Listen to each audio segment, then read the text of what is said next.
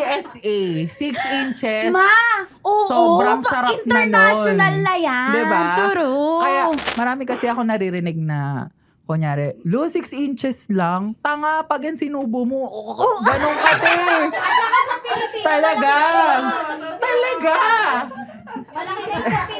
PSA, 6 inches. Ma!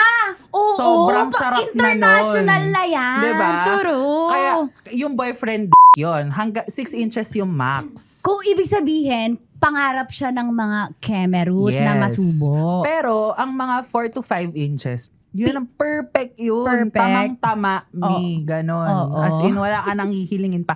Di kasi ganito, may pros and cons yan.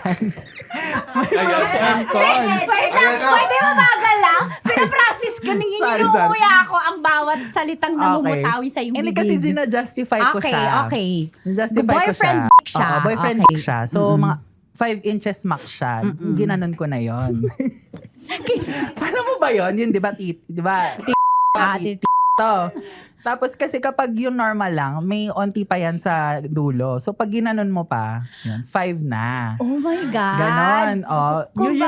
Yung mga tumatawa din sa studio audience natin. Hindi, naka-relate, Oo. naka-experience na sila ng boyfriend levels. So, Okay, ayun. go. So kasi kapag boyfriend yun nga. Tapos kapag over sa laki, kunyari mga 8 inches, Ma, ang dami mo ganyan. naman natigman, pati 8. Oo.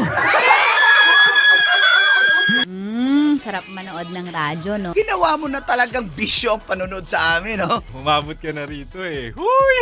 Kaya kung gusto mong tuloy-tuloy pa ang tawanan, Iyakan at kiligan, aba, i-like mo na ang video na ito. At mag-comment ka na rin, Kabisyo, Hit mo na rin ang notification bell. para updated ka sa mga kaganapan namin dito sa Love Radio. kailangan pa bang i-memorize yan? Basic.